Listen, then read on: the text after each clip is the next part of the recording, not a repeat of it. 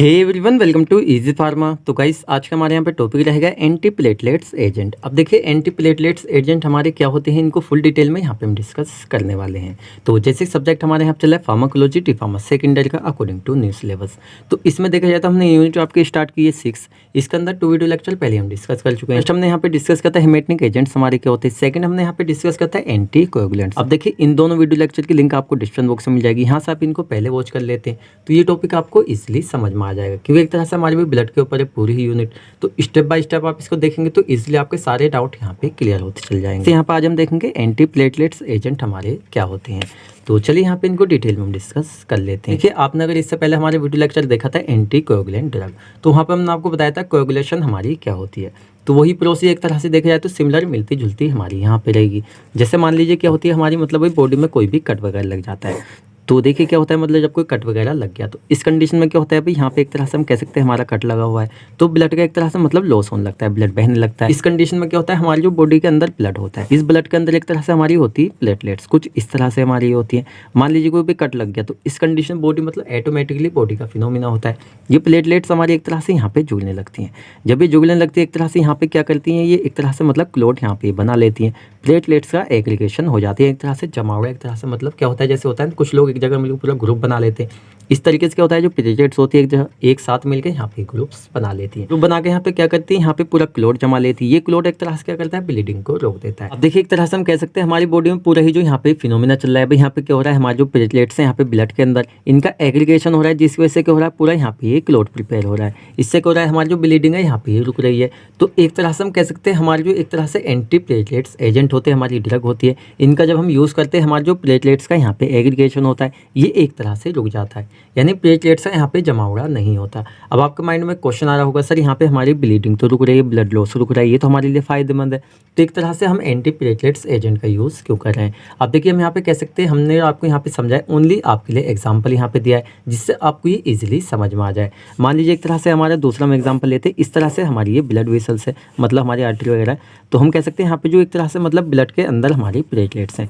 तो भाई कट लगा एक तरह से, चलिए ठीक है, यहाँ पे हो रहा है। अब मान लीजिए अनवांटेड यहाँ पे होते चल जाए कुछ इस तरीके से, प्लेटलेट्स का यहाँ पे एग्रीगेशन होता चल जाए कुछ इस तरीके से, हमारा ये हो जाए तो यहाँ पे क्या हो जाएगा, हमारा जो ब्लड के लिए जाने की यहाँ पे जगह है वो भी कम हो जाएगी। ब्लड के अंदर एक तरह से हमारा ऑक्सीजन होता है, तो ब्लड और ऑक्सीजन की कमी आगे आ सकती है। तो इस कंडीशन में हम इनको देंगे। और देखिए, समटाइम क्या होता है, हमारे जो प्लेटलेट्स का यहाँ पे एग्रीगेशन है मतलब अनवांटेडली तरीके से यहाँ पे हो जाए, जिसकी हमें यहाँ पे ज़रूरत नहीं थी। ऑटोमेटिक क्या हो जाए, यहाँ पे मतलब प्लेटलेट्स का यहाँ पे एग्रीगेशन हो जाए, मतलब एक तरह से एक्टिवेट हो जाए और एक तरह से इस तरीके से गुच्छे टाइप में बनाने लगे। तो इस कंडीशन में क्या हो जाएगा, भी हमारे गुच्छे ये आगे बहते रहेंगे, आगे जाके क्या कर सकते हैं, एक तरह से कार्डियक अरेस्ट वगैरह, हार्ट फेल वगैरह, काफ़ी सारी दिक्कतें यहाँ पर आ सकती है। और एक तरह से इनका ज़्यादा हो जाए तो पूरा ब्लॉकेज यहाँ पे हमारा हो सकता है। तो इस कंडीशन में एक तरह से हम एंटी प्लेटलेट्स एजेंट का यूज़ करते हैं। आई थिंक आपको समझ में आएगा एंटी प्लेटलेट्स एजेंट हमारे क्या होते हैं। तो एक तरह से हमारी कुछ कंडीशन होती है जिसमें हम इनका यूज़ करते हैं। ऐसे नहीं एक तरह से हमारी जो ब्लीडिंग वगैरह हो रही है, इस तरह से कट लगा रहे हो, इससे एक तरह से क्लोटिंग हो रही है, इसको एक तरह से हम रोक रहे हैं, मतलब एक तरह से कह सकते हैं क्लोटिंग को रोकने के लिए हम इनको देते हैं। भाई इससे तो क्या हो जाएगा, ब्लड जो एक्सेसिव क्वांटिटी में बहने लगेगा, तो इस कंडीशन में हम इनका यूज़ नहीं करते हैं। लेकिन यहाँ पर हम कह सकते हैं किसी बंदे को एक तरह से भी चोट वगैरह लगी है, इंजरी वगैरह हुई है, तो उस कंडीशन में एक तरह से उसका यहाँ पे क्या हो रहा है, प्लेटलेट्स का एग्रीगेशन हो रहा है, और उसी कंडीशन में एक तरह से हम दे दें यहाँ पे एंटी प्लेटलेट्स की तरफ को, तो एक तरह से यहाँ पे एग्रीगेशन ये नहीं होने देंगे, जिसकी वजह से एक तरह से ब्लड लॉस यहाँ से होता रहेगा। तो इस कंडीशन में हम इन ड्रग को नहीं देते हैं। तो आई थिंक आपको समझ में आएगा एक तरह से क्या हमारा पूरा ही यहाँ पे ये फिनोमिना है। Known as antithrombotic drug, एक तरह से जो थ्रोम्बस बन रहा है, थक्का जम रहा है, उसको बनने से रोकते हैं, इसलिए एंटी थ्रोम्बोटिक ड्रग के नाम से भी हम इनको यहाँ पे जानते हैं। इसमें नेक्स्ट हम देख लेते हैं, these are those drugs which decrease the platelets aggregation and also inhibit the activation of platelets. एक तरह से हमारी वो ड्रग होती है जो क्या करती है, यहाँ पे डिक्रीज कर देती है, कम कर देती है प्लेटलेट्स के एग्रीगेशन को, एक तरह से जमा होती हैं उसको, साथ में एक तरह से इनहिबिट करती है यानी कम करती हैं एक्टिवेशन ऑफ प्लेटलेट्स। मान लीजिए प्लेटलेट्स एक्टिवेशन नहीं होंगी तो एक तरह से उनका एग्रीगेशन नहीं होगा, तो उसके एक्टिवेशन को रोकने के लिए एक तरह से हम इनका यूज़ करते हैं। एक्टिवेशन रुक जाएगा, साथ ही में उनका एग्रीगेशन वहाँ पे ऑटोमेटिकली रुक जाएगा। नेक्स्ट हम देख लेते हैं, these drugs are useful in prophylaxis of thromboembolic disorder. अब देखिए, थ्रोम्बो इम्बोलिक डिसऑर्डर हमारे क्या होते हैं, तो देखिए तरह से हम कह सकते हैं हमारा जो इम्बोलिक होता है, एक तरह से इम्बोलिज्म होता है, सीधा हम कह सकते हैं वहाँ पे क्लोट जमना।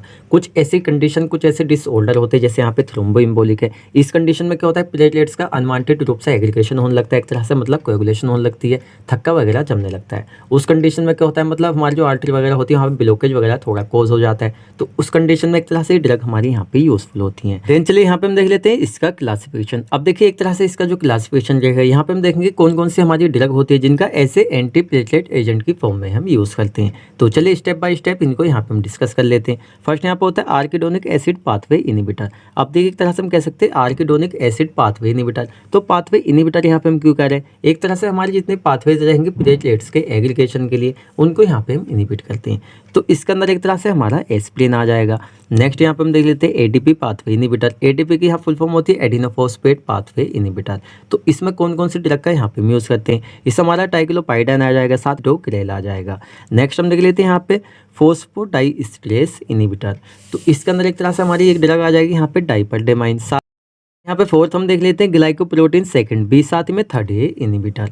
तो इसके अंदर हमारी कौन कौन से यहाँ पे ड्रग आएंगे, जैसे फर्स्ट हमारे यहाँ पे आ जाती है एबेक्सीमेब, साथ में सेकंड यहाँ पे आ जाती है एप्टीफिबेटाइड, साथ में थर्ड यहाँ पे आ जाती है टाइलोफाइबान। तो एक तरह से हमारे जो नाम होते हैं देखिए कुछ अटपटे होते हैं, तो समटाइम क्या होता है हमसे लेने में थोड़ी सी यहाँ पे दिक्कत भी कभी कभी मतलब कह सकते हैं थोड़ा सा आउट भी हो जाता है, तो उस चीज़ को आप थोड़ा सा एडजस्ट कर लिया करें। फिर फिफ्थ हम देख लेते हैं कुछ हमारी अदर ड्रग, जैसे कौन कौन सी हमारी यहाँ पे अदर ड्रग होती है, जैसे डाल्ट्रोबेन आ जाएगा, साथ में यहाँ पे डेजोक्सीबेन आ जाएगा और साथ में यहाँ पे क्लोफाइब्रेट आ जाएगा। तो ये हमारी कुछ अदर ड्रग होती हैं। अब देखिए एक तरह से इसका जो क्लासिफिकेशन है, इसके अंदर जितनी हमने आपको ड्रग लिखवाई हैं, एक तरह से समटाइम क्या होता है आपको सारे एग्जाम में याद नहीं आती हैं, तो 3 है तो एक तरह से 2 तो आप मिनिमम यहाँ पे लिखा है, जिससे एक तरह से क्लासिफिकेशन आपका पूरा वहाँ पे हो सके, पूरे मार्क्स आपको वहाँ पे मिल सके। चलिए यहाँ पे हम देख लेते हैं इसका फार्माकोलॉजिकल एक्शन, किस तरह से अपना फार्माकोलॉजिकल एक्शन बॉडी में शो करते हैं, जिससे एक तरह से हमारे जो अनवांटेड प्लेटलेट्स की एग्रीगेशन जमा हुआ हो रहा है उसको यहाँ पे ये रोकते हैं यानी प्रिवेंट करते हैं। तो इसके अंदर फार्माकोलॉजिकल एक्शन हम देखने वाले हैं एस्प्रिन का। अब देखिए कुछ बच्चों को यहाँ पे कन्फ्यूजन रहती है, सर एक तरह से आप सारी ड्रग का फार्माकोलॉजिकल एक्शन लिखवा दें, तो देखिए हम तो लिखवा देंगे, काफ़ी ज़्यादा लेंथी आपके लिए हो जाएगा, और डी फार्मा में इतना लेंथी आपसे नहीं पूछा जाता है, बी फार्मा में एक तरह से लेंथी आपसे ही पूछा जाता है, लेकिन आप डी फार्मा कर रहे हैं तो एक तरह से हम कह सकते हैं डायरेक्टली आपसे नहीं पूछता है एग्जामिनर, सीधा कहता है अभी प्लेटलेट्स क्या होती हैं, साथ ही में मतलब सीधा डेफिनेशन पूछेगा, क्लासिफिकेशन और फार्माकोलॉजिकल एक्शन क्या होता है बिल्कुल नाम से कभी कभी पूछा जाता है, जिसमें एक तरह से चांस होते हैं उसका हम आपको सेपरेटली तरीके से करा देते हैं। तो एस्प्रिन हमारी काफ़ी ज़्यादा इफेक्टिव होती है इसके अंदर, तो एक तरह से हम इसका एस्प्रिन का फार्माकोलॉजिकल एक्शन देख रहे हैं। तो चलिए देख लेते हैं। It also have antipyretic. तो यहाँ पे थोड़ी सी चीज़ आपको क्लियर करनी होंगी, जैसे एक तरह से मान लीजिए हमारी एस्प्रिन है, तो भाई एंटी प्लेटलेट एजेंट की फॉर्म में हम इसका यूज़ तो कर रहे हैं, लेकिन इससे अलग भी काफ़ी सारे इफेक्ट देखने को मिलते हैं, सभी ड्रगों को मिलते हैं, इसी के नहीं।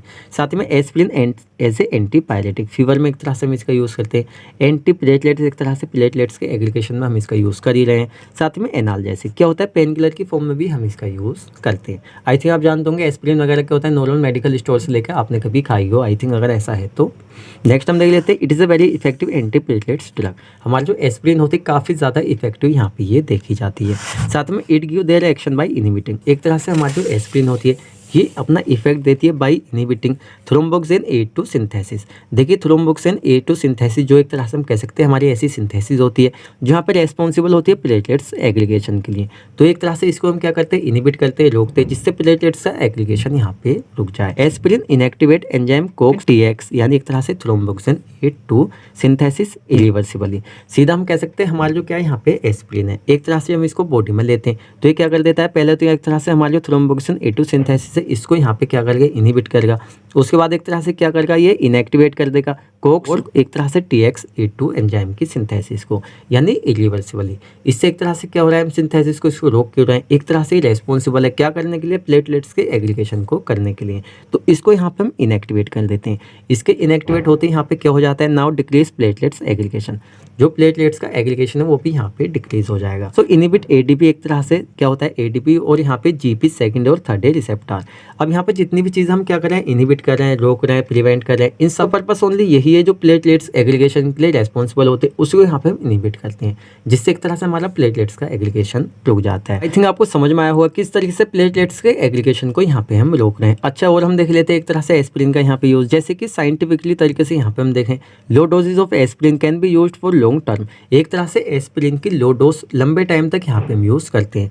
प्रिवेंशन ऑफ मायोकार्डियल इन्फेक्शन, अब मायो इन्फेक्शन यहाँ पे क्या होता है, ये हम लोग फार्माकोथेराप्यूटिक में एक तरह से आपको डिटेल में पढ़ाया हुआ है। तो इसको भी एक तरह से प्रिवेंट करने का ये वर्क करती है, जो हमारे हम कह सकते हैं। चलिए थोड़ा सा हम आपको और समझा देते हैं, जिससे आपको कोई डाउट है तो वो भी क्लियर हो जाए। एक तरह से हमारा जो एस्पिरिन है ये एंटीपायरेटिक, एंटीप्लेटलेट्स और एनाल जैसी इफेक्ट शो करती है, साथ में काफ़ी ज़्यादा इफेक्टिव भी होती है। और क्या होता है, एक तरह से हमारे जो एस्पिरिन जब हम बॉडी में लेते हैं तो अपने एक्शन क्या करती है, ये इनहिबिट कर देती है यहाँ पे थ्रोम्बोक्सिन A2 सिंथेसिस को, जो एक तरह से हमारी सिंथेसिस से रेस्पॉन्सिबल होती है प्लेटलेट्स के एग्रीगेशन के लिए। उसके बाद क्या होता है, जब एस्पिरिन हमने बॉडी में ली है, वही हमारी प्रोसेस जो पीछे हमने आपको बताया, ये इनएक्टिवेट कर देती है यहाँ पे कोक्स फर्स्ट, साथ में TXA2 को। ये हमारी सिंथेसिस है जिसको इरिवर्सिबल तरीके से एक तरह से बंद कर देती है। इससे यहाँ पे क्या होता है, जो प्लेटलेट्स का एग्रीगेशन है उसके लिए ये हमारी रेस्पॉन्सिबल थी यहाँ पे, तो एक तरह से यहाँ पे ये डिक्रीज हो जाती है। और आल्सो इसके साथ में इनहिबिट हो जाती है यहाँ पे ADP और साथ में GP सेकेंड या थर्ड रिसेप्टर, जो एक तरह से ये भी इसके लिए रेस्पॉन्सिबल होते हैं। तो ये एक तरह से हमारे यहाँ पे फार्माकोलॉजिकल एक्शन था। देन चलिए यहाँ पे हम देख लेते हैं इसकी डोज, यानी कितनी डोज में एक तरह से हम इनको लेते हैं। तो फर्स्ट हम देख लेते हैं यहाँ पे एस्पिरिन। तो एस्पिरिन को यहाँ पे 300 mg ट्वाइस वीकली, हफ्ते में 2 बार एस्पिरिन को 300 mg लिया जाता है। अब देखिए एक तरह से हमारी जो डोज है, हम तो भाई एवरेज डोज आपको बताते हैं बुक की या गूगल के हिसाब से, साथ में जो डॉक्टर वगैरह होते हैं वो अपने हिसाब से पेशेंट की कंडीशन देख के भी चलाते हैं, तो उस हिसाब से डोज यहाँ पे डिफरेंट हो सकती है। नेक्स्ट हम देख लेते हैं यहाँ पे डाइप्रिडेमोल। तो एक तरह से हमारा ये 150 से 300 mg पर डे के हिसाब से चलता है। साथ में यहाँ पे प्रासुग्रेल हम देखें तो यहाँ पे 10 mg OD दिन में एक बार चलता है। साथ में टिकेग्रिलोर एक तरह से हमारा 90 mg BD दिन में 2 बार। साथ में टाइक्लोपाइडाइन यहाँ पे 250 mg ट्वाइस डेली। उसे 3 याद कर लीजिए, इतना आप लिख दीजिए, आपको यहाँ पे मतलब कोई भी दिक्कत नहीं होगी। नेक्स्ट हम देख लेते हैं यहाँ पे इसकी इंडिकेशन। अब देखिए इंडिकेशन जैसे हमारा भी एस्पिरिन है तो फीवर में हम उसका यूज़ करते हैं, एज ए एनाल्जेसिक हम यूज़ करते हैं। साथ में प्लेटलेट्स के एग्रीगेशन में तो मेनली हम उसका यूज़ कर ही रहे हैं। साथ में लॉन्ग टाइम तक एक तरह से हम लो डोज इसकी लेते रहते हैं, प्रिवेंट कर देता है यहाँ पे मायोकार्डियल इन्फेक्शन, जिसको एक तरह से MI हम शॉर्ट में कहते हैं। As a antiplatelet agent के फॉर्म में यूज़ करें, अनस्टेबल एंजाइन हम यूज़ करें। साथ में यहाँ पे ट्रांसेंट यहाँ पे इस्कीमिक अटैक। अब ये क्या होता है, हमने आपको पूरी डिसीज जो हमने यहाँ पे फार्माकोथेराप्यूटिक में आपको बताई हुई है। अब देखिए एक तरह से हमारे मान लीजिए जो मायोकार्डियल इन्फेक्शन है, साथ में इस्कीमिक अटैक है, साथ में अनस्टेबल एंजाइन है, तो यहाँ पे हम इनको डिटेल में एक्सप्लेन करने लगे तो काफ़ी ज़्यादा लेंथी आपका लेक्चर हो जाएगा, जबकि हमने ऑलरेडी इनको आपके फार्माकोथेराप्यूटिक में डिटेल में पढ़ाया हुआ है। आई थिंक आपने पहले पढ़ भी लिया होगा, तो आपको इसमें कोई मतलब दिक्कत यहाँ पे नहीं आनी चाहिए। चलिए यहाँ पे हम देख लेते हैं इसकी कॉन्ट्रा इंडिकेशन। एक तरह से हम कह सकते हैं हमारे जो एंटी प्लेटलेट्स एजेंट है, कौन कौन सी ऐसी कंडीशन होती है जिसमें एक तरह से कॉन्ट्रा इंडिकेटेड होते हैं। जैसे देखिए कुछ हमारी ऐसी कंडीशन है जो आप हर उसमें लिख सकते हैं। जैसे फर्स्ट जैसे प्रेगनेंसी, मोस्टली देखा जाता है प्रेगनेंसी में। साथ में देखिए अस्थमा और hyper sensitivity. Hyper sensitivity mostly एक तरह से कैटेगरीज में आप लिख सकते हैं। साथ में यहाँ पे विटामिन के डिफिशियंसी। अब देखिए विटामिन के डिफिशियंसी हमने यहाँ पे क्यों लिखा है, थोड़ा सा एक तरह से जानने वाला पॉइंट है। तो हमारा जो विटामिन के होता है, विटामिन के एक तरह से यहाँ पर रेस्पॉन्सिबल होता है ब्लड की क्लोटिंग के लिए। तो मान लीजिए एक तरह से विटामिन के की डिफिशियंसी है, उस कंडीशन में हमने यहाँ पे ले लिया किसको, यहाँ पे एंटी प्लेटलेट्स एजेंट को।